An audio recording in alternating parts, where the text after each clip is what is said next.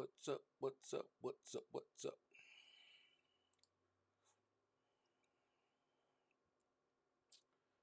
Let's see. Let's see.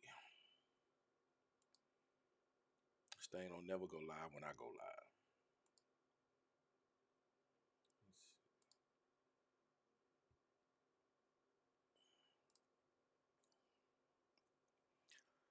How y'all doing? How y'all doing?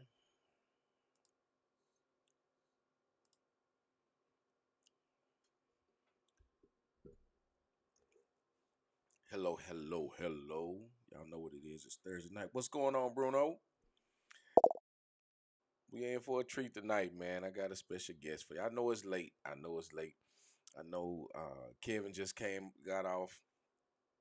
You know what I'm saying?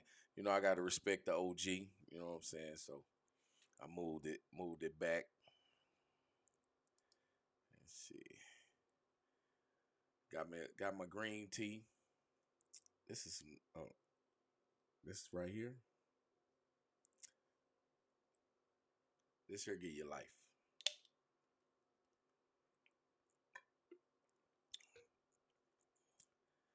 Let's see. Hopefully he can get in. Won't be too big of a deal. So how y'all doing today, man? Today was not as hot as it's been. Y'all, it's been hot, hot, hot. Um, Tuesday. Jeez Louise. I've never seen it this fucking hot in all my days. What's up, Rashad? What the business is, man?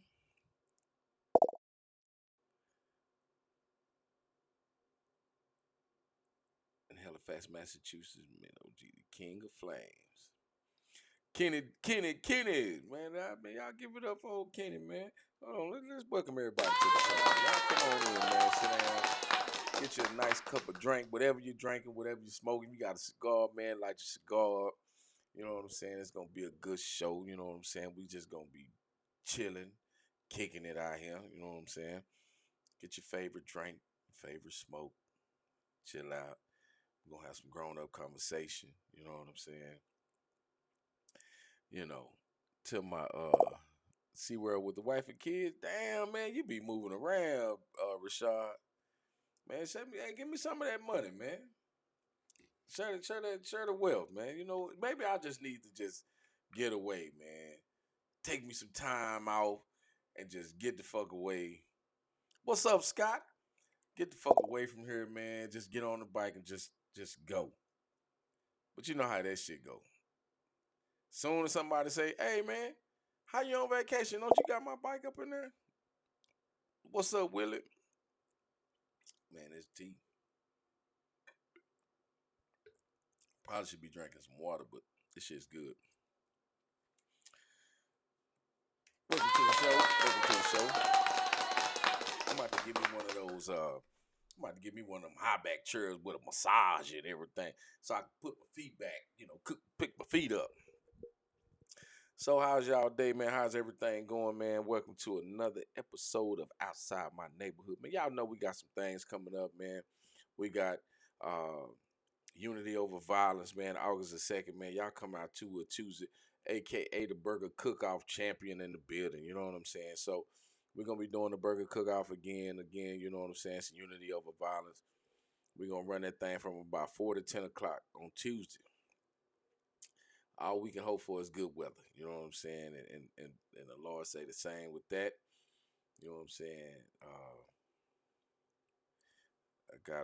I got a special guest for you guys tonight, and he said he's gonna need about 10 minutes because he is getting his makeup ready. You know what I'm saying? Y'all know how it is when you got to put your makeup on before you go. You know what I'm saying? Live on the air. But you know what I'm saying? What's going on, everybody, man? The internet and Facebook and what we use these for. You know what I'm saying? Now, Facebook, I do this live. I do this live so that everybody has the opportunity. Now, what happens is that when the show is over, we post this on Facebook. Let's see. All right. So this is what I want to do, man. I got a special guest for you guys coming up, man. This is Mr. Tim Nagy. Everybody in the industry know who this guy is. You know what I'm saying? First time I get a chance to lay my eyes on him. The guy got some really interesting stories. Welcome to the show, Tim. Come on in. Yeah. Hey, what's happening? What's going on, Tim? Now, look, I now. thought this was the I thought this was a hot singles in my area that wanted to meet me. I think I got the wrong show. No, Tim. Hey, look, this ain't singles looking for singles in your area. I may not fit the bill for that one. How you doing this evening, brother? Oh man, just trying to wrap it up. Still got a little bit more work to do, but um, just working like I normally do. What you been up to? Oh man, trying to beat the heat, man. Working on this damn Can-Am, man. Finally got the back end put back on. Working around towards the front so I can get this thing finished up. I got the package. I got the template in the package sitting on my desk, ready to go, and forgot to grab it on my way out the door. Post Is office that my closes at phone 4 breaking o'clock up or around the yours? shop. What'd you say, Tim? I think you need to get your internet checked, man. You make all these good rings and your internet is shit. That's not cool.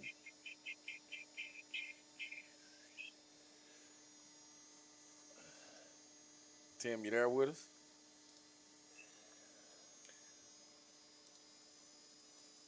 What's going on, Jason? How's it going? Tim's having a few technical difficulties. Ted, what's going on, man? I'm attempting to bring out Tim Nagy. Tim, you want to hang up and try it again?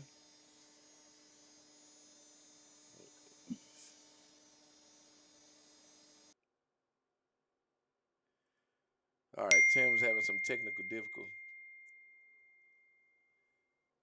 Let's see.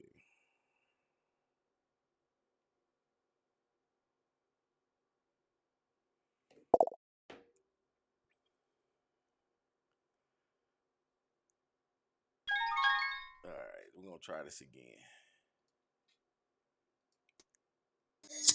Okay, Tim, you got me. Yeah, I'm back. All right. Now So, you can't have shitty internet, man, and do an internet show. hey, Noel, put some more minutes on that internet. Look, man, let me tell y'all something, man. I Tim, think it was connected to that Wi-Fi in the house. oh, I got Wi-Fi in both areas. So, okay. So look, man, Tim and I have a chance to talk a lot. You know what I'm saying? Not as often as as we can, but Tim has some of the funniest stories. So I had to have Tim on. You know what I'm saying? yeah. I had to have Tim on, not just based on his stories, man, but this dude is very, very interesting. This man is known by damn near everybody from the East Coast to the West Coast and overseas and shit. Tim, I think you're more popular than I am right now. No, no, not at all. I Nope. think I think you got to be the man amongst men around here, man. I'm the way I feel about it. Like sometimes I feel I get too much, and sometimes it's really overwhelming. Um, I just look. I'm just a regular guy out here, you know, just doing something. I'm not trying to be nobody. I'm just out here doing what I love to do. So Um, Tim, tell us a little something. Tell us how um first off, tell us how you got started doing what you're doing. man, I got to tell my $40,000 story. Well, My I mean, midlife crisis.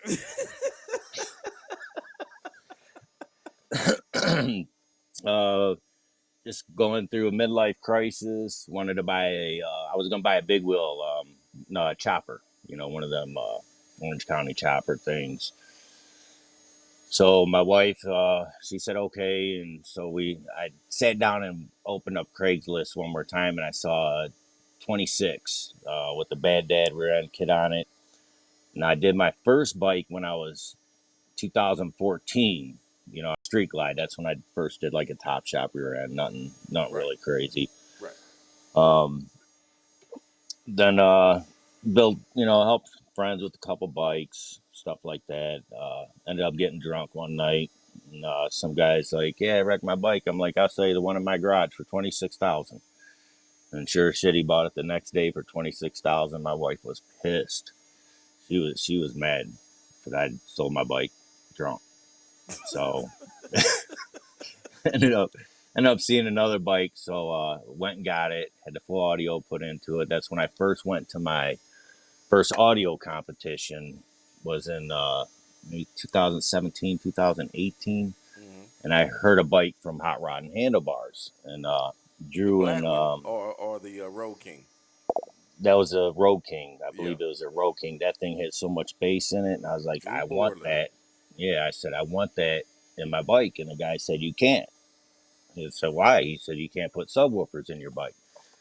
No way to get the speaker out. And I said bullshit. So I came up with something to get the speakers out, and he's like, oh, you should start selling this stuff. And I said I want to talk to a lawyer first.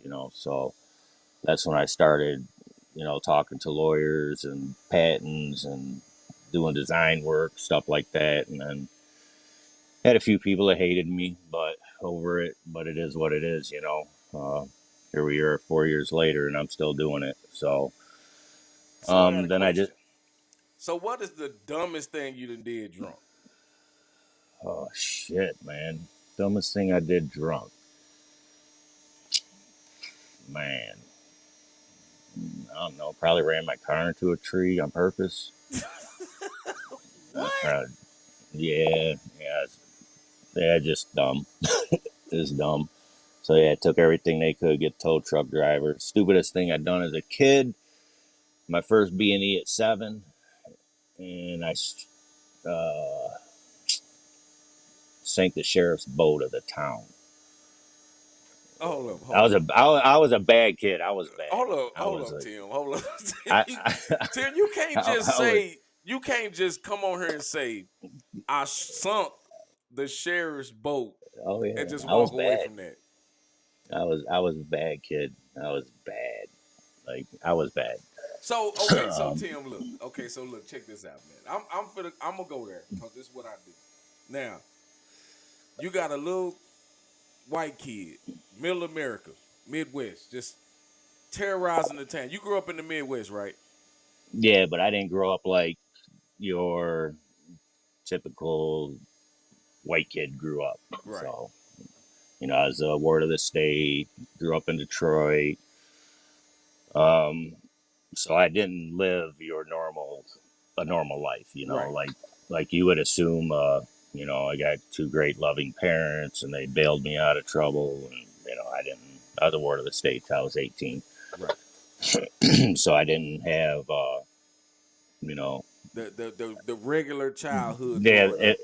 right, yeah. This I guess stereotypical that you would assume. It was nothing like that for me Right. growing up. And that's why I wanted to have you on because a lot of people look at where you are now, right? They look, oh man, this guy's successful. He's selling rings to everybody that's building bikes and he's got all of this. And then we got, a guy such as myself, raised up down south, you know what I'm saying? I had my moms and shit, I had, that broken home thing, but people don't understand that it's not just about, what nationality or what ethnicity you is because everybody has that where it just doesn't turn right. The clogs just don't all line up at the same time all the time. So Right. when you say to me, "Oh, I sunk the sheriff's boat," it's like the first thing that I'm thinking like, "What did your parents do?" You know what I'm saying? Shit, But if you not a was damn awarded thing. to the state, you know what I'm saying? Like, what the fuck? Right. Yeah, I skipped school from day one, from kindergarten to day one.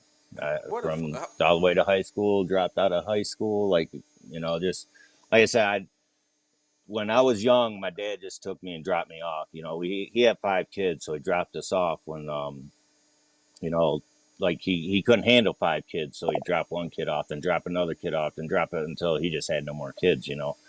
So we were ward of the state. So I grew up just bad. It's always fighting and stealing, and you did what you had to do to survive. Right.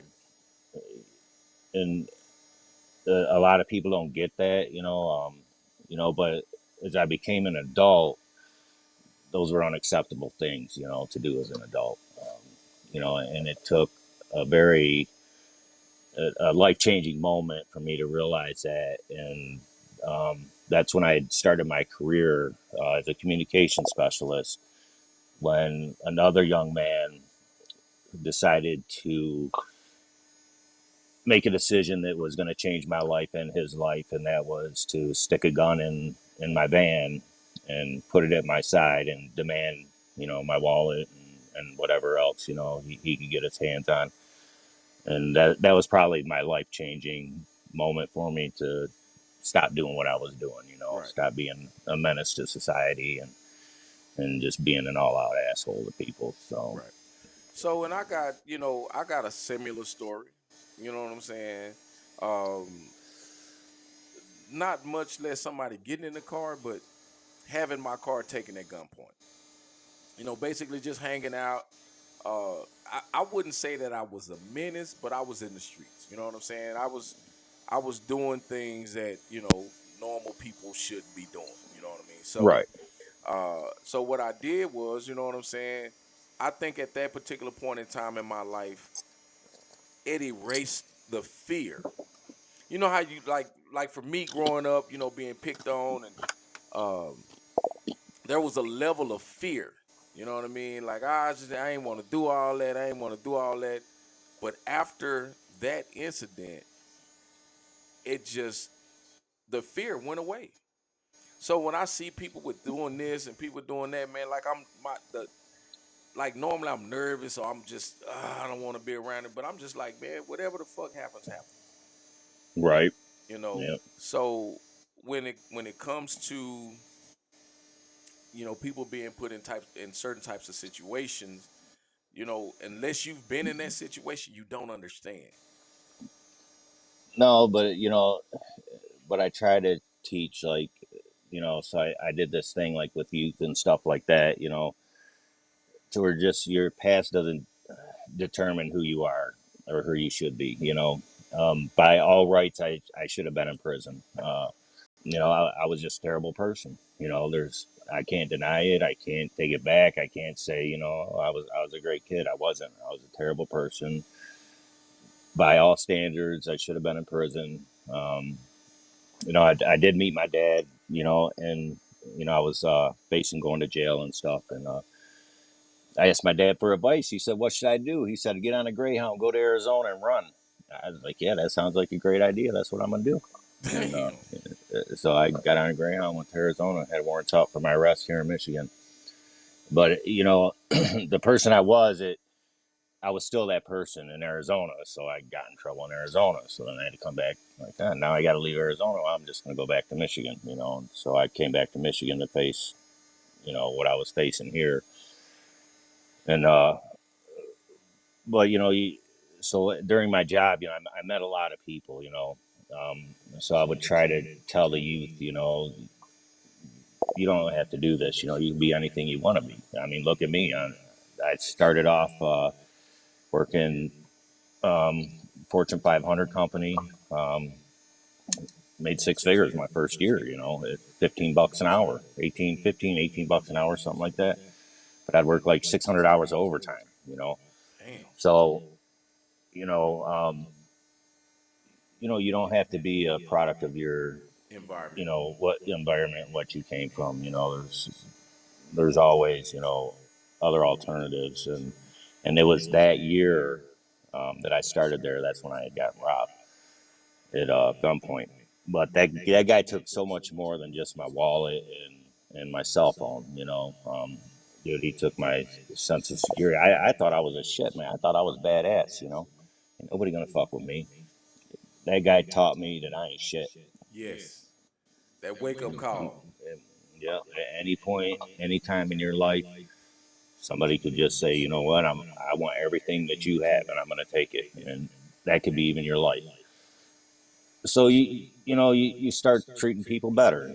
You treat people with respect. And try to be nice to people. You look people in the eye. You see them and you let them know you're there. Treat people with respect. It just might be some guy having a bad day, and you go, "Hey man, what's going on? How you doing?" Um, and that might change the course of his decision that day. Right. So it's a lot, but things get better. Things got better, and I had my daughters, of course, and that was my daughter was just born too when that all happened, and I was just like, oh my God, she's gonna be fatherless like I was fatherless, Right. So a lot went through my mind on that, and it was probably one of the most difficult times in my life. So let me ask you something, Tim. Do you feel like as an adult right now, seeing everything that's going on, you know what I'm saying, with the youth, with people around you, knowing that you're still in the Midwest and you see what's going on in the Midwest or whatever. Do you think that what's going on right now, uh, or situations that you go through right now are adversely uh, effects of what you did as a youth?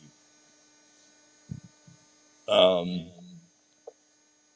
So like if I don't something know, if man. something fucked up happened to you at this particular point in time, would you contribute what you did as a youth as, I guess, payback, or you know what I'm saying? Is this Karma. your personal karma? I think that point in time was my personal, and that's what I needed to turn my life around. As far as what happens to me now, everything's been great for me now. I'm extremely blessed. I was blessed with a great career for 26 years. I was able to retire at age 46. Um, I'm not a flashy person, as you can tell. I never needed to buy nice shoes or nothing like that. Just what I have is good. Right. I'm just thankful to have a house and cars to drive. So everything's been good. So I think at that point in time, that was my own personal karma for being just a jerk. Um, and so now I just try to live my life right. I don't live in a neighborhood like some people would think. I live where I feel comfortable. Um, I grew up, you know, predominantly like in a lower class, projects type thing. I don't live in the Right. projects, but I don't need big fancy things. So I was able to put money away for my pension and stuff like that. But at 46, you can't draw your pension till you're 59. So I need something else to do for a while. So this is what I do. Right. Hold on, You Tim. know, Hold on, Tim. They said I got an echo. Let me try to fix this mic. Hey, is that better, everybody? Give me a thumbs up if the mic is better. Let me. I may have to put this headset on. I can't see any comments, so Oh yeah. Would you on your laptop or a phone? I'm on the phone. If you turn it sideways and click it should be a little still low. Oh, I see it now. Yeah, Okay, I yeah. see it. That way you can the comments will pop up. Hold on, let me see something. But with this industry though, man, I'm like I'm just for everybody that I met. Man, met so many cool people. Man, I mean, there's some assholes out there, but I met some really cool people Right. and super thankful, for them guys. You know, Sometimes I think it's overwhelming. It's like too much. I'm just a guy in my garage, I'm just a guy in my garage making shit. Sometimes I get tired of making them rings. I started making them signs. Okay, maybe I'll make some signs, but that's always been my piece is trying something different, trying something new. I make a sign for somebody, they're happy with it, they like it. It makes me happy. Right. So So with with getting into the rings and making the rings and doing all that and having people reach out to you. Being in the industry and in the business myself, I've heard you say that you get calls all times of the night. People want to order at three Oh in the man, morning, and they feel god like they damn, need to call and talk to you.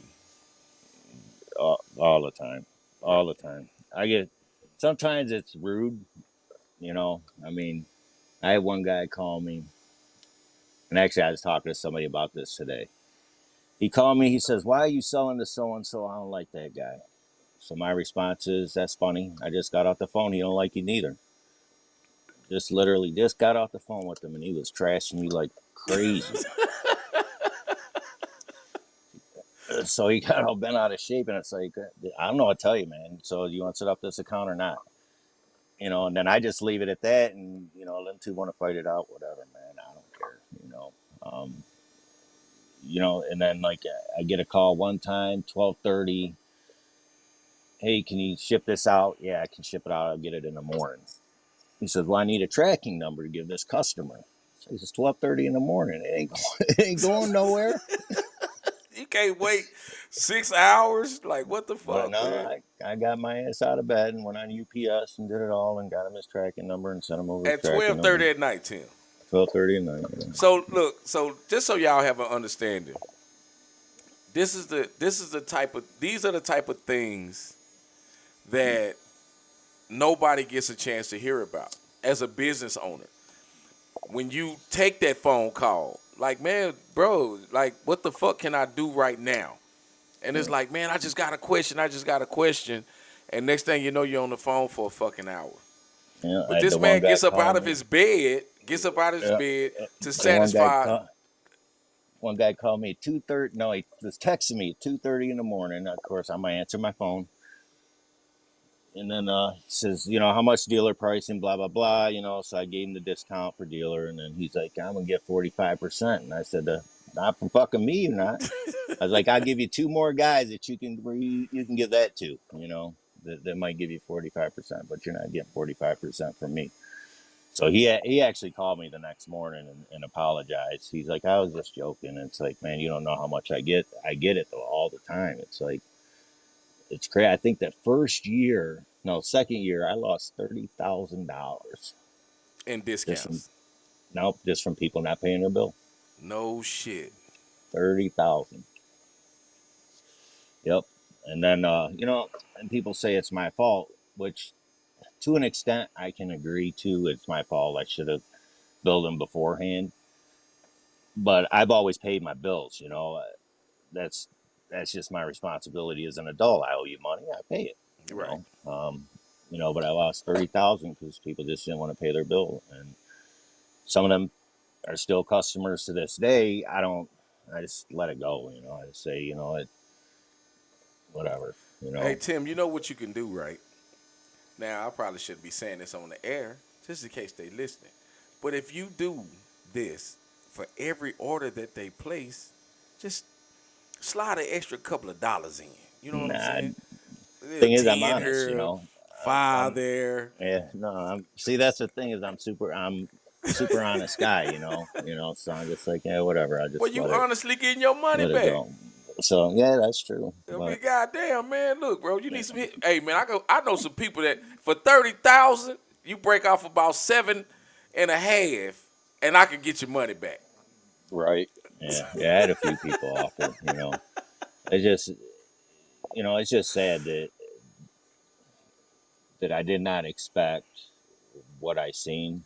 Right. You know, and I had a job. So it's like, whatever. They didn't pay their bill. But when you're sitting there chasing money around, there's so much. I can make more money than chasing that money. Right. Well, Um, they said that if Bill Gates, when he was the richest man in the world, it would cost him more money if he dropped $1,000. It would cost him more money to turn around and pick that money back up. yep. Yep. Not to say that, not comparing you to Bill Gates. You know what I'm saying? No, I ain't But got no your money with Bill product, Gates. bro, like your product is. I got about as much money as my dog. Hold up, you ain't one of these people that's gonna leave all your money to a dog, are you? I don't know the way my kids are acting. I'm like, I'm being, How being do you bad, right? determine that? You know what? This month ain't getting straight A's. Fuck that. I'm leaving this shit to the dog. Right? Then the dog. But who gets the money? Who? So if somebody says, I want the dog, they put the dog up for adoption. The dog has all this money sitting aside. Do the people that get the dog, they get the money? I don't know. I think maybe I should start. I should be a vet. Uh, I mean, Maybe I get some money. so Chuck, Big Dream Riders wants to know what it is that you do. This is Tim Nagy. Tim Nagy makes an abundance of rings for a lot of the saddlebags and adapters for tour packs. Like he does. If you hear music on a motorcycle, chances are that they have his rings in those bags. At Yeah. somehow, I some way, some Well, I form. think this year I've really moved to making more like I work with a lot of started working with a lot of guys, and so they're having me make other parts, which has been, like I said, it's overwhelming the the amount of work that I get from the industry. So it's not only rings anymore. It's other parts, like it might be a part for a mold or something like Right. that. And I know we discussed a part that you wanted to do. Mm-hmm. So now I'm working with other places that want to make parts, and they might not have the The means to get resources it into on. manufacturing. Right. Where kind of I built up those relationships with manufacturers because of what I do. So now I can help you get to where you need to get, and it not cost you an arm and a leg. To where you might have to reach out to a manufacturer, and they might say, "Hey, it's 100,000 for that tool." I say, "Yeah, I got that tool for $900." I Right. think the last one I did for a guy, we charged him $2,000 to cut the tool. It'd probably cost him 20 or 30,000, and he's already making money. So of course, I make a couple dollars, and he makes a couple dollars, and everybody's happy at the end of the day. Right. Um, so that's what's been really nice, and it's really been keeping me busy. Right. So look, we got a couple of people on. I don't know if you know these people. Pedro the Engraver. Man, that guy, I gotta say something about that guy. I watch that guy, but I'm like the silent stalker of that guy. That, that guy's work is amazing. Um, it's amazing what he does, his skill that he does, and I do this engraving on the machine, and he does it by hand. I saw today his kid is actually learning some stuff too, and I think that is just it's such a dying trade, and it's just nice to see that his kid is taking an interest in it, Right. and him teaching his kid. That's a lot of the stuff that I miss. Is a lot of this stuff is becoming a dying trade, and that guy, he does some phenomenal work um, with his engraving skills, and the fact that his son. So I got to give a shout out to that guy. He's definitely got it going on over there. Pedro. See, man, I'm telling you, and this is the circle of people that we associate with. And Pedro, he comes in on my lives when he can and stuff, and I try to shout out his work. Him and Gary Du Bois that does the chrome up in Minnesota and stuff like that, or Wisconsin. They so close. I get the two confused.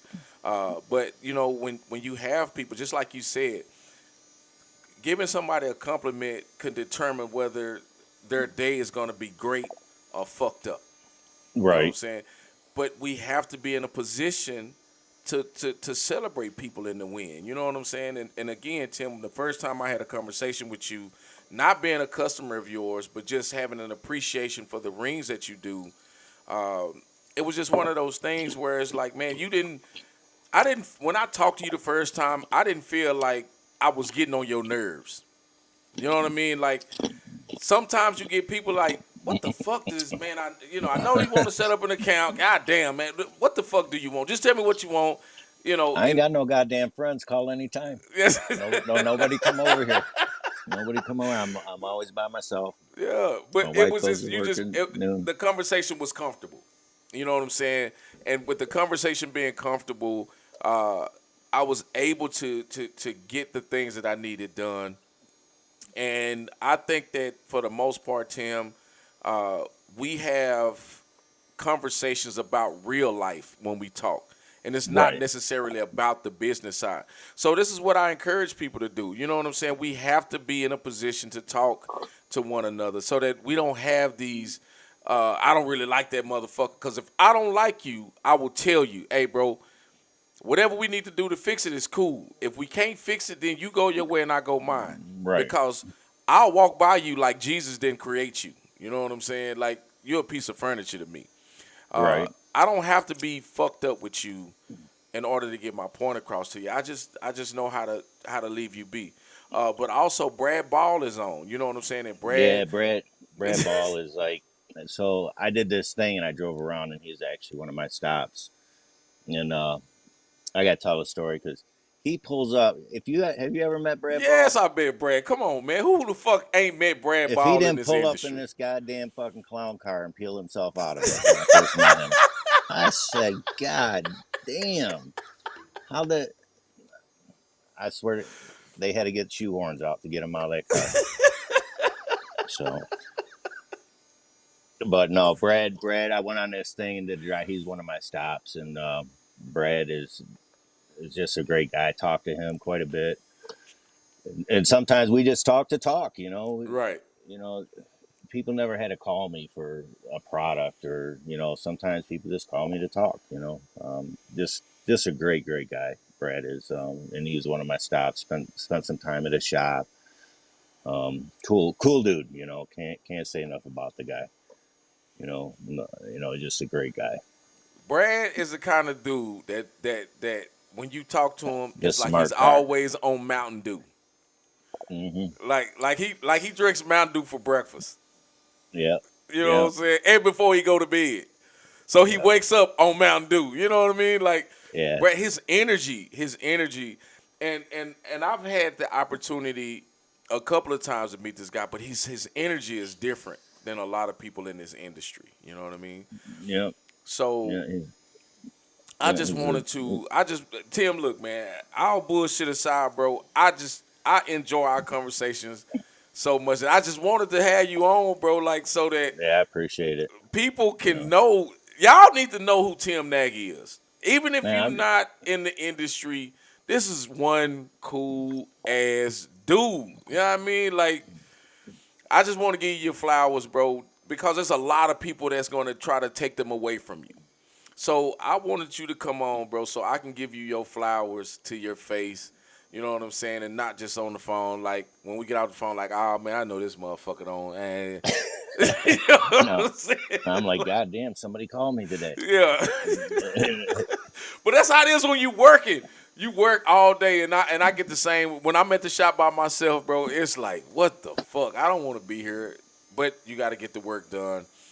And I wanted to open up this platform for anybody that wanted to come on and speak their piece. There's a lot of people that have mental breakdowns, social issues that they can't deal with on their own. And you know just as well as I do in this industry or when you're self-employed, there's not a lot of conversation with people a lot of times. I It may think be a day where your phone rings off the hook, and then it'd be 2 or 3 days where you don't get not one phone call. um, I think the biggest thing in the industry is a lot of you use a lot of the personal. It's no longer personal. Right. It's just people call, hey, what do you got? Yeah, this is what I got. Okay, see you later. You know, where I try to make it personal. Right. And and try to keep that. It's not that I want somebody to like me, but I always want them to know that, hey, if you need anything, just let me know. I probably, I had people calling me. I didn't even know you had a CNC machine. Yeah, I've had a CNC machine for years. Um, what do you need made? And they're like, oh my God, will you make this for me? Sure, not a problem. I'll make it for you. Not a problem. So, learning more about each other. Because there's a ton of talent in this industry. Hmm. Just it's crazy. Um, You know, and a lot of these guys, it's, you got your rich guys. It's easy to have a bunch of money and just point fingers and say, here, make me this. Right. But there's, a lot of these guys that are super talented, you know. So if you could build a team around you, how many people do you think it would take to satisfy what it is that you would try to accomplish? Oh man. Um, I don't know because I don't ask. I'm a very hard person to work for. Well, Because I no, only like ask. when you say I need this many of me to get this done. I don't know because I don't. I guess I don't know what I'm trying. I know what I'm trying to accomplish, Hmm. but um, will people make those sacrifices that I've made? Right. Um, there's a lot of people that, not a lot of people, a few people that want to jump on board now. So I've spent probably close to $750,000 so far in 4 years. But now that I'm going in the direction I'm going, there's a lot of people that want to jump on board and say, okay, Mm. I want to be a part of this. And say, okay, well, I need like 375,000. I said, no, I don't want to give you that. But what I want to do is I want 50%, and I want you to get 50% of my profits. And it's like, no, we're not doing that either. I'll just continue to do what I'm doing. Right. So I think that's my biggest struggle right now is that people see this. Nobody was there for the hard times. You know, there was nobody there. So But the you like good the hand times, with making the right? bread. Yeah. Then the good times come, and then everybody wants to know. Yeah, I want to be a part of that. But they're not willing to make the sacrifices, man. It's you know, there's not many people that work 16 hours a day anymore, 7 days a week. That's pretty much what I work for. My vacation, we drove 4,500 miles, me and my wife, for my vacation. Drove around visiting shops. That's what we did for my vacation. Well, I can tell you like this here, man. I for the first for the first 2.5 years, bro. I never I rarely even left the shop. And it's crazy even now that I'm busy. And I used to post all the time, bro. And the live at fives, you know what I'm saying? I would post a video heading to the shop. I would post a video leaving the shop. But what started to happen was I started to realize that everything that I did was at the shop. So I didn't have a life outside of the shop. You know what I mean? So I literally had to start closing on the weekends. And this came from hanging out with Louis. Let's just be real. He was like, bro, you make the money, but then you don't spend it. Like, what the fuck? You gonna get out the shop? You gotta leave Right, this shop sometime. But this coming from a goddamn millionaire.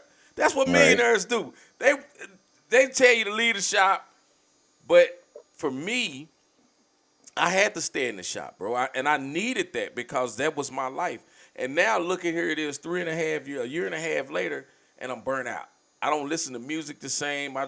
Just like I need a change of pace. And honestly, Tim, this is the whole reason why outside of my neighborhood exists because I got burnt out doing the audio.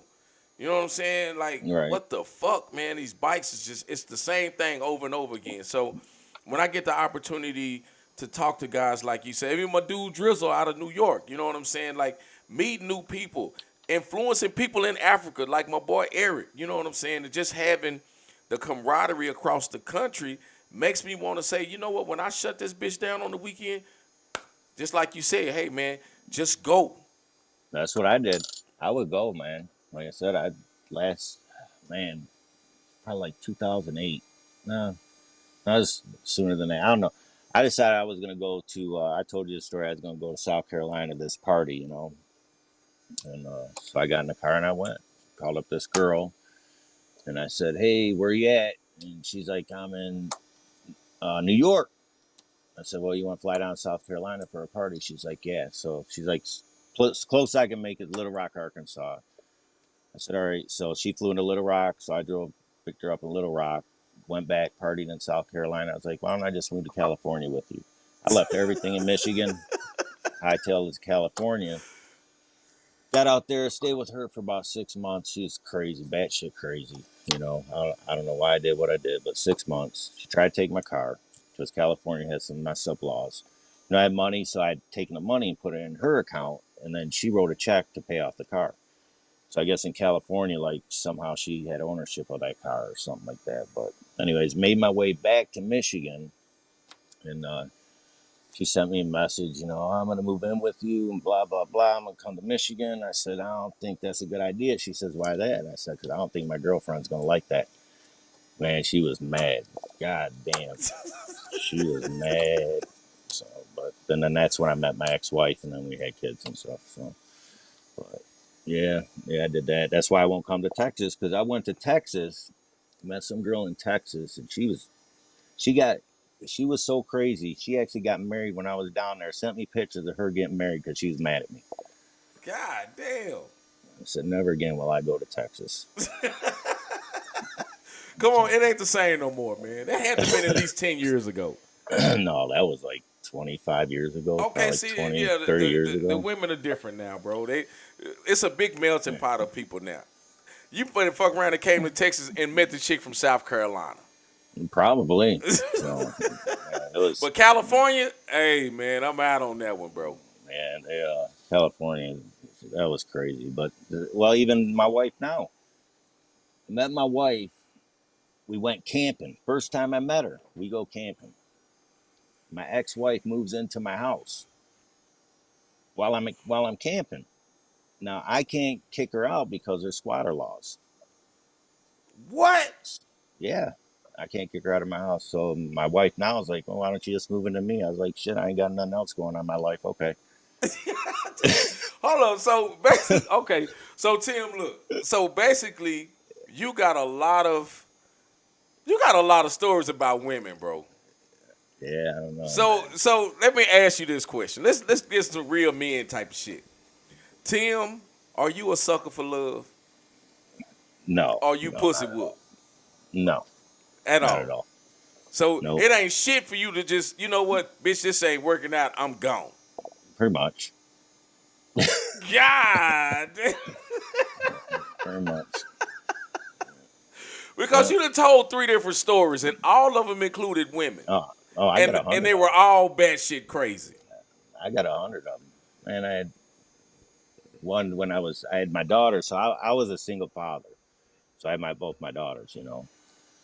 Man, we'll go out on dates and they might only last like 5 minutes. That's it. It's like, yeah, you gotta go. Ah, This ain't damn. this ain't working. You gotta go. You know. So the one's like, I'll find a ride, and she said, I'll find a ride and go home because she was mad at me. I had no idea. She was just mad, and she's like, I just find a ride and go home because I was like, check please, and this is 5 minutes into it. Just gonna pay for our drinks and we're out. She's like, I'll find a ride home. I said, no, I'll be a gentleman. I'll take you home. So took her home, and that was it. So, You okay, gotta so. add, if you don't add value to my life, I just ain't got no use for you. I mean, the pussy ain't that good.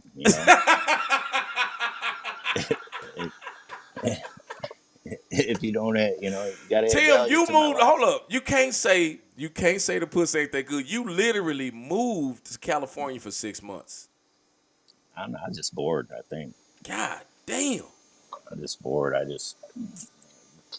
But but I think that was more or less when I was younger. So I was used to that in my life. Just move, move, move, move, move. Right, right. I got I you. was in I I got you. was in 26 different foster homes. So, you know, but no, but Noelle, man, she's great. She supports what I do. It's No, Nancy, you it's don't a have to leave. no, it's a good thing. So, but yeah, Noelle's a good woman. So she she deals with all my problems. Right, right, right. All your well, see, you don't have the same type of indiscretions anymore. You know what I'm saying? I'm sure that when you go out, you She ain't quit on me though one time. this shit. Fuck yeah. So we're doing some work, man, and she's like, "How do I do this?" And I said, "After 4 years, I still got to tell you." She's like, "You're not gonna fucking talk to me like that." And she went right in the fucking house and left me all by myself. But she came back though, right? I, I think she quit for like 2 weeks. Oh damn. So yeah. So you really pissed her off. So how was it Oh yeah. come? Okay, so if she's working for you, she gets mad. It's like fuck this shit. I'm going in the house. What is the conversations like when you go in the house? Because is this work related? And then when you go home, she's like, "Hey, No, baby, just want something to eat." I just like empty the dishwasher, do some dishes, take out the trash, something like that. Makes it all better. Mow the lawn. you know. So when your wife get mad at you, you just get your honeydew list out the way. Yeah, just get it, write it out, because I know that it's coming. God So damn. get out there, pull some damn weeds or something. So how was the relationship when you are when you got a large order or when you got people that's just Tim, instead of hitting your website, ordering from the website, they feel like they just gotta call you because I ain't Everything gonna lie. it runs smooth. I do about maybe 20 to 30 shipments a day. And they're mainly to shops. I only sell to shops. I try to stay out of the retail. I let you guys do the retail. So I really stay to shops only. Every once in a while, I'll get maybe a retail order, but I leave that to you guys. I feel that there's enough money in the industry for everybody to make some. Um, so I get like 20 to 30 orders a day. They're multiple pieces. They come in online. I print them out. I write on a tag what they are. They go into the boxes. So it's very well ran. Right. What I do. I'm out of 484 square foot garage, and I shared some numbers with you. I Yeah. do, but it Yeah, you don't runs have to do very, that online, but yeah, you know what I'm yeah. It saying? runs Like, it runs very well, efficient. I'm very hard on myself, so if I make a mistake, I make sure I don't make that mistake again. Nobody's harder on me than me, so you won't lose another 30,000. no, Yeah. no, I do. No, we need that. We need that right now. I just Right. bought that damn truck, so And you no, bought the Ford, right? yeah, yeah, about Zane that has Ford. the Dodge. Zane has a Dodge. I tell you, them are some great guys too. Zane and Sean, great guys. Although he drives a Dodge, he's Hold up, still I all right. drive a Dodge too, man. But it's gas though. Don't And you even don't let me make it. I see it building up, man. I you see know, it. the thing is, every Ford that I had at 105,000 miles, they both blew up. So, but I always, I never bought myself anything nice. So this truck is like the nicest thing that I bought myself. Right. I've always bought myself cool shoes and Target, wherever. Hold up. You said cool shoes from Target. Coles, Oh, Coles, like going to Coles, like I buy the shittiest. Like I'm 50 years old, nobody want me no more. You know, hey so Shane, how you doing? you know, so I buy so the truck was a nice thing I actually bought myself, and sometimes I feel guilty for buying myself nice stuff. But that's where Noelle comes in, and she's like, "You work hard, you deserve it." So Don't. Hey, you know what? That's crazy because I understand and being in the industry that we in, that I understand that it's a up and down type of thing. You know what I'm saying? If you're real busy, that means that you popping right now. But I understand. Like I bought a car for my birthday, and I felt like I deserved it, right? But after I bought it, I was like, "Fuck, I'm not gonna even drive this son of a bitch." You know what I'm saying? Like right, these guilty pleasures. Oh shit! Hold up, man. Hold up, Tim. Hold up, Tim. I got it. Keith Barker just walked in, right? you know, yeah, Keith Barker. I met Keith Barker too for the first time too. He's you know, I know he rubs people the wrong way, but he's actually just a really really good guy. So I met him for the first time in Galveston last year, right? So I see this little dude, right? So I'm sitting down right now. I'm sitting down. So if Keith was standing up, he would still come to my shoulder, right? Man, and it's firecracker. But this is when you Mhm. talking to Tim, this is him the whole time. I mean, Keith, when you talking to Keith, this is Keith doing this the whole time. Man, what the fuck are you looking for, bro? Like, it's always somebody after you, man. And then when I listen to him, bro, like Keith, Keith is a bad little motherfucker, man. Yeah, yeah, He's he's a cool as fire. shit. Yeah, yeah, yeah. He's something else, man. he's just he's one of them guys. Either you like him or you don't. I don't think there's in between with him. You know. Right. Well, But but that's him though. yeah, Either you like me or you don't. But either that's what I. way, fuck you.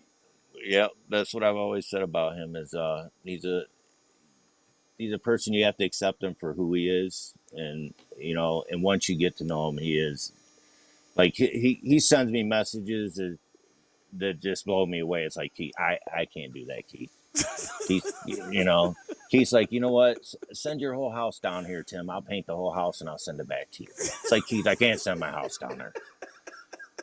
I wanted to build onto my build onto where I'm at, and he's like, yeah, I got a group of guys I'll send up there, man. They'll knock it right out. I was like, Keith, I can't ask that of you, man.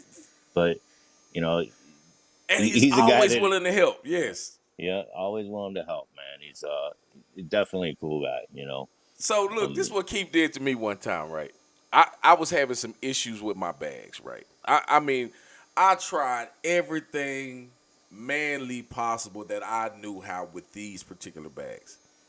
Keith called me at 6:30 in the fucking morning, bro. Now it's already 7:30 there, so like he's like, "Why the fuck are you still in bed?" First off, and I'm like, "Fuck, Keith, it's 6:30 in the goddamn morning, man." But that's the kind of guy that he is. If I had a call, if I had a question at 6:30 in the morning, he would answer the phone. And right. that's Keith Barker for you. You know what I'm Yeah, saying? he's an honest, he's honest, like when I go play my bike at these shows, I made stuff for him. We've worked together, but that didn't influence how he treated me. If he said, Tim, your bike sounded like a piece of shit, he would tell me, Tim, your bike sounded like shit. Why'd you even play that? You're a dumbass. You know, but I feel like some people are so afraid to hear honesty, and they don't know what it sounds like. And maybe they take offense to that. But Right. me, if something's fucked up and I need to correct something, please, by all means, tell me. Um, you know, Worst case, I'm gonna get mad, but um, that's about it. I mean, in a friendship, you're friends. Right. So he's honest with me. He told me to make this one thing, and he sends a picture of his hand, and he's like, "I need it as big as my hand." Like what? Like really? Are you sure?" And he's like, "Yeah." He's like, and he sends a picture of his hand. So I make that fucker as big as his hand. He sends it back. He's like, "Yeah, this is all wrong."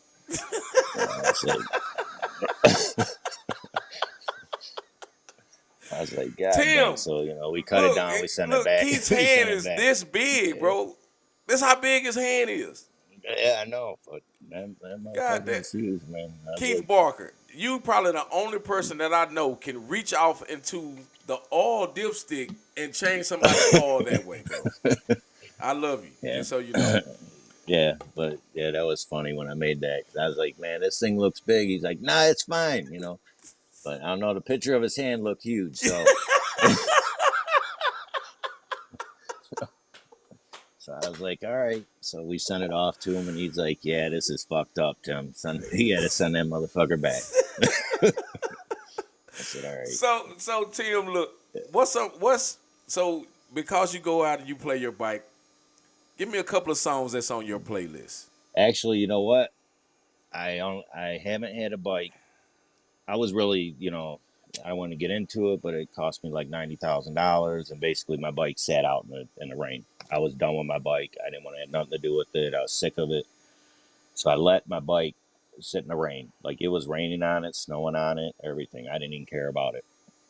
And so the guy Max Spalding was like, "Hey, bring your bike down." So I loaded my bike up, and he was going to do a tune on it, and we did a tune. Took it to Cleveland. I played it there. It went back down to him. Then it went to Zane. The day they were pulling it into Zane's shop, it was catching on fire. God damn. So Zane and Sean actually tore the bike completely apart and redid the whole bike. So I haven't been. I've only been to maybe 2 shows in 3 years, Mm, 2.5 years. So I just got my bike back, but I've been so busy, I've only had my bike to one show. right. So So did you go to the I Midwest show that where was nope. that? Oh, okay. I went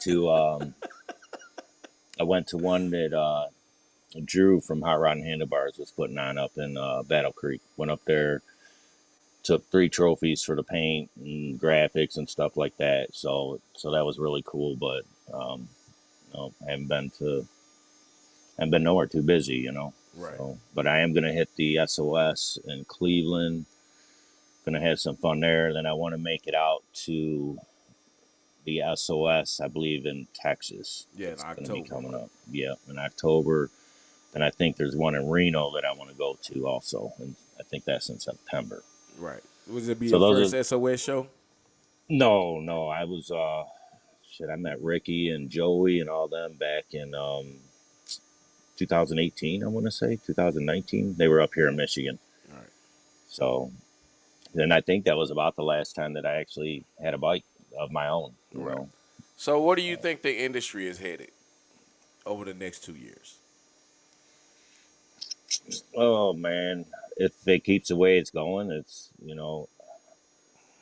I think it's going to be good.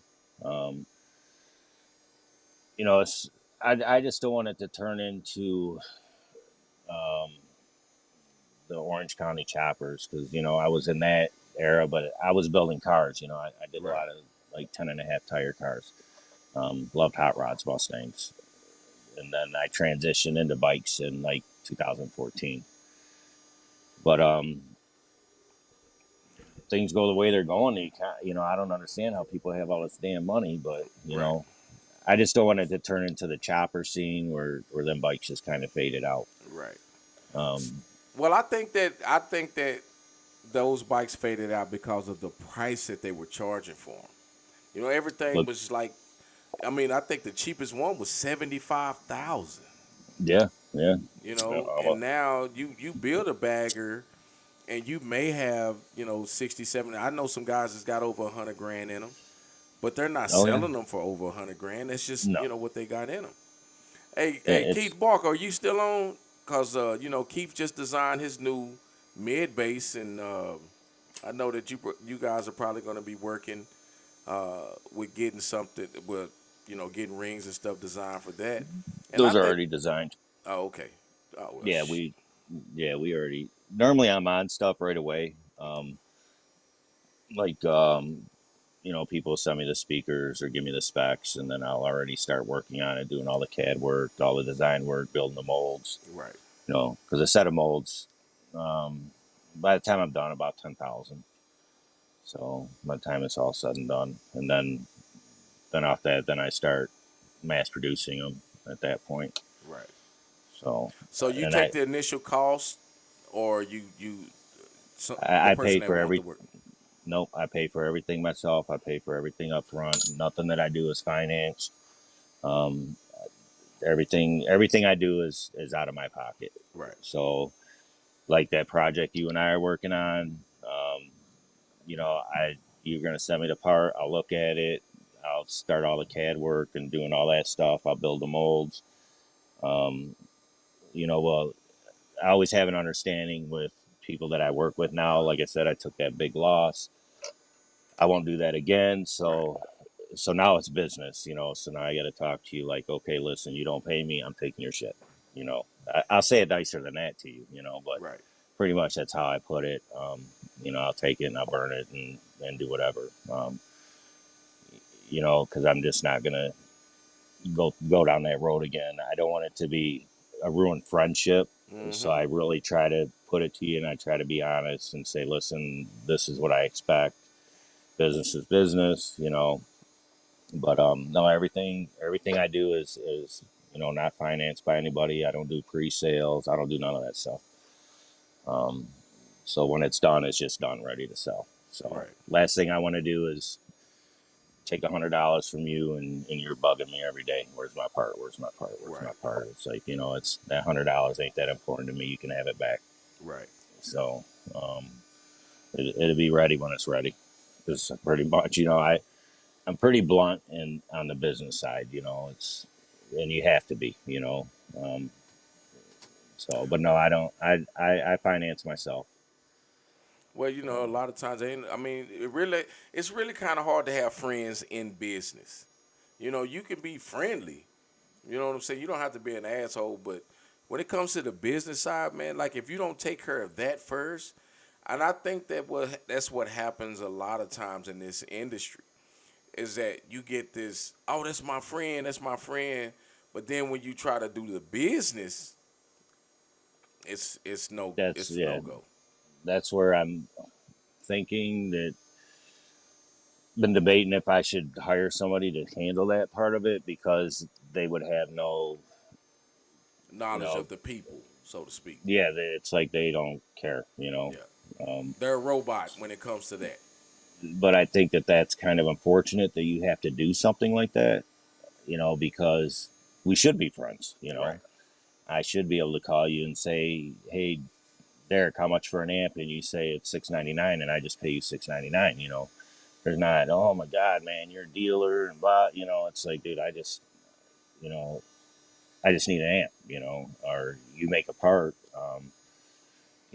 I should just buy that part from you. It's just kind of a shame that it has to be that way. right, It's because we should be friends, we should be supporting each other. Um, if I want $200 for this, it should be no questions asked. I mean, like let's just say I'm selling a part for 200, you get 30% off, so you're getting whatever it is, $60 off of that part. You know, and I think that that should be cool. right. Um, but you get Because beat up. I mean, as a dealer, I'll get that back. And this is the thing that crosses that line when it comes from being in the industry and knowing. Because see, as a business owner, even when I go to retail stores, I'm like, I wonder what their markup is. You know what I'm saying? Right, right. But Like I what? mean, But I would just rather not spend the money. You know what I'm saying? And do it myself as opposed to saying, "Hey Tim, your part is too expensive." You know what I mean? Like hey, look, that's just not for well, me right now. I wouldn't think that it would. I wouldn't have a problem if you said, you know what, Tim, it's too expensive. This other guy, All right, you Rashad, have a good know, one. this other guy is selling it for 180, and you're selling it for 200, let's say. But are you giving it to that customer for 180? A lot of people are still saying, you know what, it's 200, and then they're putting that $20 into their pocket. It's like, how are you helping the customer? How are you helping the industry? You're not. You're Right. just helping yourself. Um, so I think that's the biggest thing. Like everything I buy, speakers and everything, I pay full retail for almost everything. Um, I'm afraid to ask people in the industry for help because I don't want it to be why I did this for you. Right. I Man, gave I I know, gave you right. this, I gave you that, I gave you this, I helped you. You are where you are because of me. I've heard that a few times. It's like, no, because if I was a pile of shit and didn't want to fucking work all the time, I wouldn't be anywhere. Right. You know. You've had guys tell you that you wouldn't be where you are if it wasn't for them. Correct. Yeah. That's If I crazy. I've had people blackmail me, um, saying basically if I don't tag them, that they will make sure that my name is ruined. I had that. I've had a lot of shitty things happen to me. With with just people in the industry. And it's only a very select few, but those select few make it very unenjoyable. But that's where I'm thankful for like you and Brad Ball and Sean and Zane and you got Louis, Scott Owens, Max Spalding, Joey Hensley. Just there's still a bunch of guys out there. And Right. I touched on it with somebody today. They say, well, why haven't you moved out of your garage into a shop? And it's sad to say that you're in an industry where if somebody's going to decide whether you eat or starve, Man, bro, you man, you know, hit the nail on the head with that one. You hit the, you and know, that's what I'm saying, and that's why, like I would say, for me, when I was working out of my garage, I was having more fun. I had literally, because I enjoyed it. You know what I mean? And I had a full time job, so I would do this part time. But once I started doing it full time, yeah, the first couple of years and shit, I'm excited. I'm like, oh hell yeah, I get to do this, and this, and the industry steadily changes. It changes. It changes. And then I started meeting guys, and you know, and the Live at Five took off, and now being where I'm at now, it's like, bro, why the fuck are you on the internet? Shouldn't you be building bikes? This is why you don't want to build bikes, because you want to be an internet star. And this is not even about being an internet star. And this is just, I see a need because I talk to people and people want to talk. There's things that people want to say. And you get those occasional, man, I ain't finna go on there and this. But Tim, man, we have to have an outlet. You have to have an outlet. I have to have an outlet. And this is what this is to me. It doesn't mean that, you know, if this makes it, I mean, shit, cool. But this doesn't take away from what It, my but gift it's is. yeah, but it's for you. It's enjoyable. It's like me making signs. It's just something different that breaks up the monotony of Right. every day, Mm-hmm. and it's something that people enjoy. You know. So yeah, I shut it down some days, and I'll make somebody a sign. Um, or right now I'm doing one for Keith to surprise Keith and his wife with. Um, You just a have picture any that you I have any samples of your work? I mean, there's a lot of people that'll check this out, and it's going on YouTube tomorrow. uh, I Anything you got want some to show, stuff. any kind of work, it rings. I mean, this is an opportunity, bro. Like, we got people watching. Nah, nothing. I mean, I think I posted on my page just a couple signs that I made. A couple of them I already sent out. But for me, it just makes people happy, so I do it. Right. Um, it's a shithole in here. Nobody wants to see this. Everybody wants to see it, bro. You ain't walked in my shop. It's like, how the fuck do you work in here, man? And people wonder how I do what I do, out of where I'm at. But like I said, I need to make a decision. What I'm gonna do. It's just a hard decision. So I gave up. I had a CNC machine in here too. We took out the back wall. Everybody couldn't believe I did it, man. I had a semi pull up. Man, I cut off the whole back of the garage, swung it open like a barn door. We pushed that thing right on in here, And then close it back up. closed it back up, and then I didn't have three phase, so I hired this guy come over, put in a three phase. I didn't know nothing about a CNC machine either. I'd seen them on TV, didn't know nothing about it, didn't even know how to turn it on. And had a guy show me, Mike Suggett's guy from Detroit Choppers. His guy helped me out, showed me a few things, watched some YouTube videos, and I had that thing singing within a couple weeks. So, Ain't no turning back now. nope, there was no turning back. I already spent the money. The semi was here. My neighbors are, what the fuck is he up to again? So, So are you that neighbor that people call the police on? I tell you, no, my neighbors are cool as hell.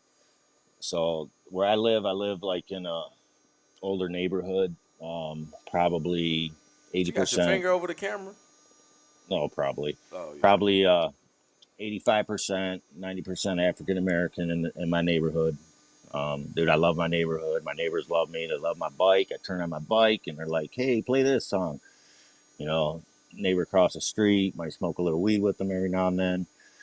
Um, you know, awesome, awesome neighborhood, man.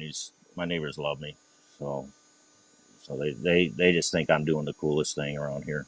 Well, that's what's up, man. So they're and they all work for Ford, GM, Chrysler. It's an older neighborhood, so it's pretty cool.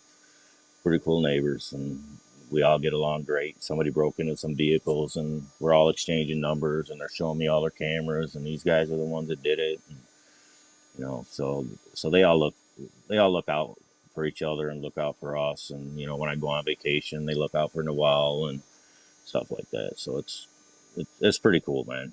Right. How often do you get away from the shop? Never. Never. I'm here 7 days a week. Probably I work to maybe 1 or 2 o'clock in the morning. So it just depends on what I got going on. Um, so Bro, I some said the police are always too busy at Keith Barker's house. Right? Yeah. Oh my God, he gets the police called on him every fucking day. Seem like, right? Mm. Mine is I get the city because they're like, hey, yeah, you got to clean this shit up. You know, you can't have 10 pallets sitting in your driveway. So, you know, that's that's my biggest thing is the city. Hey Um, Bernadette, how you doing? city gets on me. But no, we have a good time over here. My neighborhood's awesome, man. So, but I never leave here. So, but neighbors always come out. God damn, Tim, you're doing that damn thing over there. Look at you go. You know. So, Right, so they're all like they're very supportive too. You know. So that's probably why they let me get away with what I get away with. right. I mean, So, like I said, I think you have to have yourself in a good position in order to be successful with the people around you. My whole thing is if I was to make it big, bro, I gotta build me a team of people that I can just take. You know what I'm saying? Just I don't want to be. If I make it, I don't want to be alone. I ain't gonna lie to you. I don't want to be alone. But right now, it's just one of those things where it's necessary right now. You know right. what I mean? I don't feel like it's hard when you're the smartest person in your circle. You know what I mean? Like Oh, I definitely ain't the smartest. I, Tim, I you would have gotta kept be my one of I the would you have gotta kept be my the 9 to 5. successful guy in your circle, bro. I would have kept my 9 to 5, man. Sometimes I just like, God dang, man, that check every 2 weeks is nice. Health insurance, 401k, matching, you know. I was like, damn, what I do.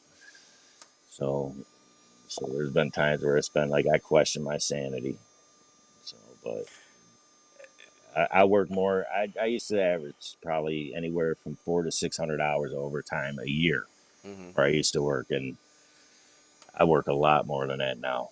So, so So what is the okay? So I'll be honest with you. In the 3.5 years that I've been gone from my job, I don't look back and say, "Fuck, what did I do?" You know, uh, I get that. It was a comfortable paycheck. You know what I mean? Like, and that's well, I, I don't know. When I would like, I would always get called out of town. So I was like, you know, the guy that they called when nobody else could fix it. So they would call and say, Tim, you want to go on this failure? I didn't have anybody to turn it to. So, but we go to like Ohio and work and stuff. But when I went to Ohio to work, we worked 7 days a week. I'd still work 16, 17 hours a day. You know, and the other guys would work like 8 hours and then go drinking all, you know, the rest of the time. But I was like, man, if I'm going to be away from my family, you know, this is a time for me to make some money. So shit, the one time I went down there in 3 weeks, I made enough money to buy myself a brand new Harley for cash. God damn. So I it's like, understand. I understand that. You know, but you gotta be in at least a better position, I being get to take a nap. self-employed, right? I get to take a nap when I want. Like, I'm fucking tired. I'm going to go take a Hey, nap real quick. man, look, hey, look, hey. I have to admit that when people say, "Oh, I'm getting ready to go on lunch," how long is your lunch? Oh, it's like 30 minutes, and you like the fuck, like. And no, the thing is, God I'm damn, that's so, all you get is 30 minutes. Like, what the fuck, man?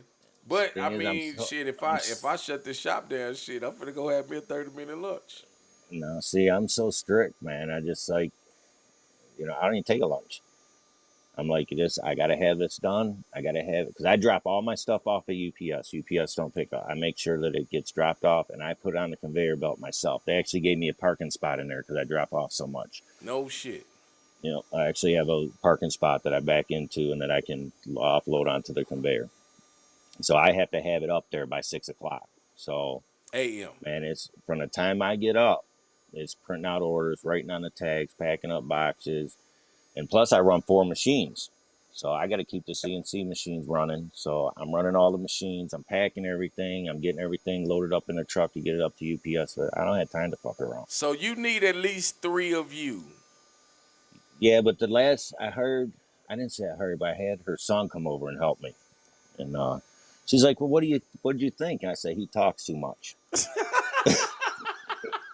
She said he talks too much. I said, "Yeah, the time he spends talking, we could be working, you know." And she's like, Oh, "It's odd." Tim. That was a That's fight. that's bad.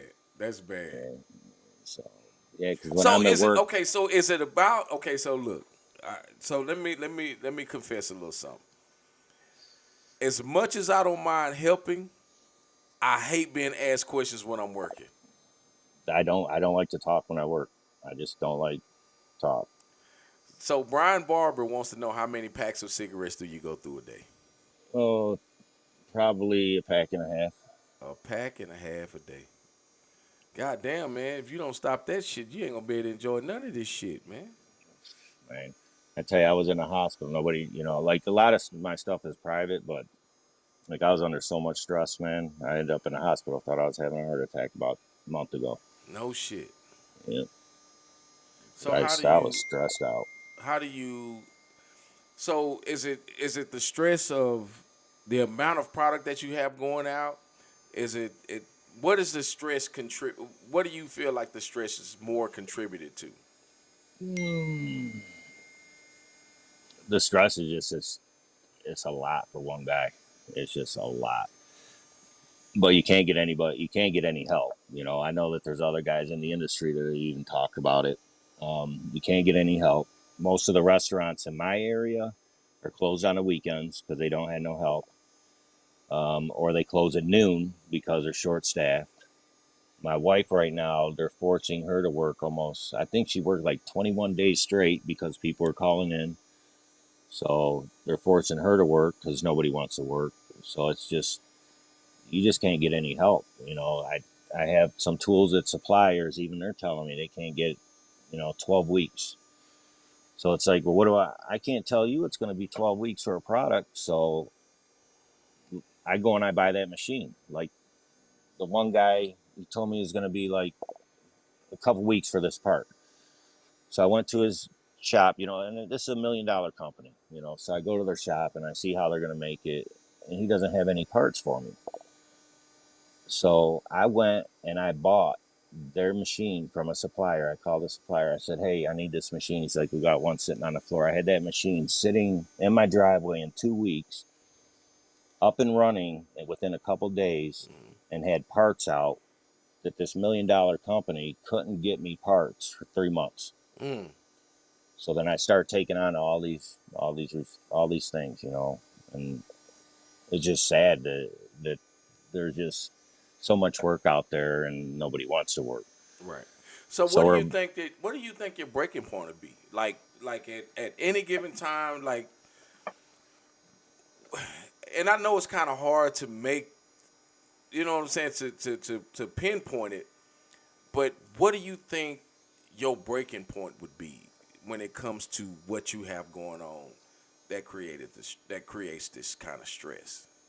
uh, I'm about ready to buy another machine because they're telling me 12 weeks on a part. So I make these aluminum tools that make parts. So tell me 12 weeks. So man, I'm just gonna buy the machine. I'm just gonna buy the machine. I'll start making that. I'll start making them too. You know, I got I got 200. I sent it off to this one company. They're 45 minutes from me. Hmm. You got to run them on a router after you're done, and they're supposed to come over Wednesday because I'm like, you guys are making this way too difficult. They take me like 10 seconds to trim this. So that's way too hard for us. Right. And so they're supposed to come over Wednesday and see how I trim them, see if they can still. But they gave me 200 untrimmed parts that now I got to trim. So So somewhere in my busy day, you I got got to to trim figure out how these to trim 200 parts. 200 parts for this customer. Yep. And I got another 300 parts that I've been waiting on that I run for another company that I've been waiting on since April. But they Damn. can't.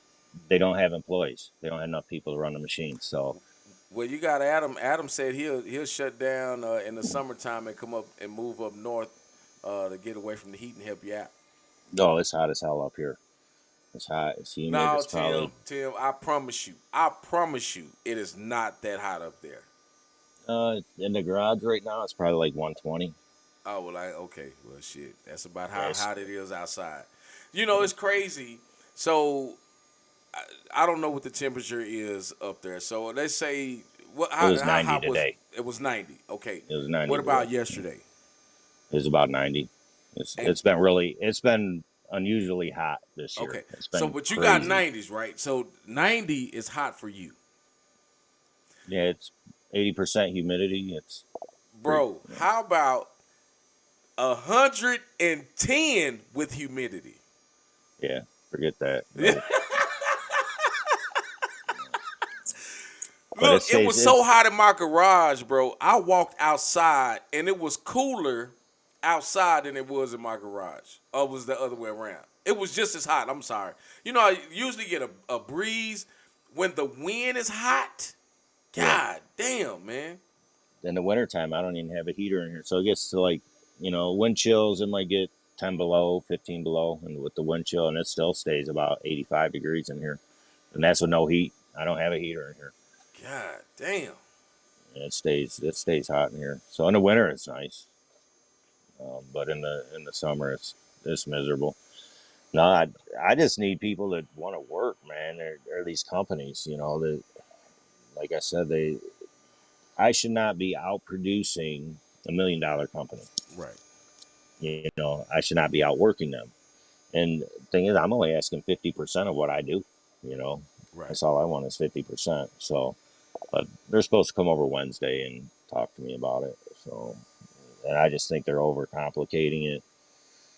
Um, it's silly, man. It's just some of the stuff is so silly because it's not rocket science. I mean, dude, I'm a high school dropout with a GED, and I figured it out. Right. It's like, But you know what? But there's a different kind of passion, that we have. Because I didn't I got my GED about 5 years after I was supposed to graduate. I didn't enjoy school. I thought it was horrible. You know what I'm saying? But I'll tell you what. I mean, that's a story for another day. Tim, we got 4 minutes. What's some of the best advice? What kind of advice can you give somebody that either wants to get into the business or stay in the business? What advice you could you know, give somebody? I just say we're all in this together. But I do have to say that I'm so thankful. Like every day, I never thought in my wildest dreams that I would be where I'm at. Just so thankful for the guys in the industry, for the support, for the work, the constant requests, making parts. You know, it's overwhelming, um, you know, and I'm just very, very thankful. Just getting along, man. That's all it is, man. We're all after the same goal, and that's to make sure the industry keeps thriving. Keep fighting and bickering and with each other. Nobody's gonna want to do this. You know, Right. you're tired. I'm tired. There's other people that are tired. But like I said, man, for me, I'm just so thankful. And I'm thankful every day coming from, dude. I was just a kid on the street. Right. You know, um, and my job was my security, and here I am doing something just totally out of my realm. Right. And So you so, basically was taken out of your comfort zone, uh, and that's basically where you are right now. yep, yep. But I like I said, I got a lot of support. And a lot of you guys that I'm like I said, I'm super super thankful for. You know, um, and hopefully I just keep being able to do what I do. If it's not making rings, it's making signs. I'll make cutting boards. What do you need? Right. Um, so it's for me, it's very cool. I look up to a lot of these guys in the industry. Some of them are just, I look through magazines and I would see like John Schultz maybe or Speed by Design Kobe, you know, um, Scott, and you'd be like, man, these guys are just awesome people, and to just be able to talk to them, and Scott, actually, I'll tell you a cool story about Scott if I got time. No, go ahead. I I met Scott a couple years ago. I met Scott, and I said, Scott, this is the first time I ever met him. I said, I know you're really watching me, and watching what I'm doing and messing up, and then you put something on Facebook. And Scott said, you know what, Tim? He said, I'll never put anything on Facebook. He said, I'll call you, and he said, I will tell you what you did wrong and what you can do to correct it to become successful. Right. And that was the first time I ever met Scott. Scott Owens from Insane. So Right. just just a great, guys like that really make what I do worth it. Right. And so I just try to surround myself with those types of guys. So stuff like that is what's going to keep the industry going. Hmm. Just supporting each other. Like Pedro, man. I mean, the guy does phenomenal work. I mean, supporting a guy like that. Supporting his son. His son's just coming up. Show that kid some support. Right. Somebody's got to fill our shoes. Right. And that's why I I'm tell people, like, even now, man, doing this show, my biggest proponent is celebrating people in the win. You know, a lot of times, man, we don't want to help. We don't want to celebrate. You know what I'm saying? People, because it's almost like we're giving up something that we want, that we feel like we deserve. You know what I'm saying? And it shouldn't be that way. Because if I support you 10, if coming on here saying, hey man, look, y'all need to know who this guy is, Tim Nagy, man. Y'all need to find out who he is on Facebook, man. Follow this guy, support him, do whatever. But then I get off of air and be like, "Ah, man, Fuck I that didn't really guy. want, yeah, fuck that guy, man. Fuck that Man, guy. I don't That want that fucking shit. piece of shit. Yeah. But you know what? But Tim, those type of people exist. I mean, Right. look what Kevin Sockwell is doing, man, with the grind biker build off. Yeah. Yeah. And then when they Yeah. soon as they get off the air, be like, man, this dude, man, fuck this shit. And they talk I bad about him, and nah, man, that's not yeah, I how you talked do that. yeah, but I talked to Kevin a few times and Kevin's a nice guy, I mean, he's really down to earth. He's a nice guy, he said my phone number's on the thing. If you have any questions, call me. And literally I called him the next day and I said these are the questions that I have, and I explained everything. And just right out of the gate willing to help me out. Hmm. Didn't know me from Adam. Just I had so many questions with what I'm doing and how to do it and how to advance and how to and just right out of the gate, just help me out, you know. And so he doesn't know me, Right. you know, but so now when I see, when I talk to other people, I say, man, this guy from the grind, fucking this dude's fucking nice, man, nice fucking cool ass fucking guy. Help Yeah. me out. Doesn't even know me. So Um, I'll say this: we have to support each other. You know, we have to have conversations. We got to talk to one another and figure out, like, man, there's a lot of people. Tim, like, man, I may have a fucked up day, and you might call me and tell me one of these goddamn stories and just crack me up. And you, just like you said earlier in the conversation, you just never know what kind of day someone is having. And just to, well, hey, man, I was just checking on you. like I told somebody before, man, if you feel like cussing somebody out, call and cuss me out because I might not have been cussed out enough that day. So call, No, we give, ain't gonna give do me give that. me a give me some sack of motherfuckers because I might need a few. Oh, So I put them in my pocket and save them for somebody else. So it's I'm always a phone call away, man, for right, for guys that want to talk. You can call me at any time. right. So Well, it's 11:30 there. No, it's 12:30 there. uh, So if y'all didn't know that Tim is available, because I told him, I was like, Tim, it's 10 o'clock, man. I can't go on before the grind. I refuse to overshadow Kevin's time frame. You know what I'm saying? Because this is what he does. This is his day, and Tim was more than with Kevin's time. I'm sorry. And Tim was more than willing to come on this late. And I appreciate all of you guys for checking in. Again, these shows are available on YouTube the next day. I haven't been really posting them because I wanted to get some content on the YouTube page before I started spreading it out. But Tim, once it goes live on Facebook, I'll send you the link and you can have that if you right, want to go back and look at the interview. But yeah, I and I really yeah. go ahead. I just appreciate you having me on and everybody for listening to me ramble. So, No, you you, good, bro. You good. And like I said, I hope this ain't the last time that no, we had this conversation, man, in front of the people, man. You're an awesome guy, and I appreciate I everything that you appreciate it. do for me, for the industry, man. We need you. So stop stressing the fuck out. You know what I'm saying? Stay your ass out that fucking hospital. Look at that shit. That's fucking all strut. Hold Look up. at that. The sun, the light's even shining off that fucking thing. Look at that. Now hold up, man. You don't have to take your God head off looking damn. like Mr. Burns and shit, man. Damn. Before I started none of this is great. Oh my God. God, yeah. Trust me, trust and believe. I know, bro. I was black a couple of months ago, man. But now, Tim, man, I appreciate you I staying up with appreciate us, it. man, and have a good evening, man. Ladies and gentlemen, I appreciate it. Y'all give a round of applause for my boy Tim Nagy. Thanks, guys. I appreciate it. Thanks for having me on. All right, man. You have a good night, brother. Yeah, you too. Bye. So I appreciate you guys staying up with us. You know what I'm saying? Tim is a that dude is amazing. Um, and I just wanted to reiterate, we have to start checking on each other. You know what I'm saying? We never know.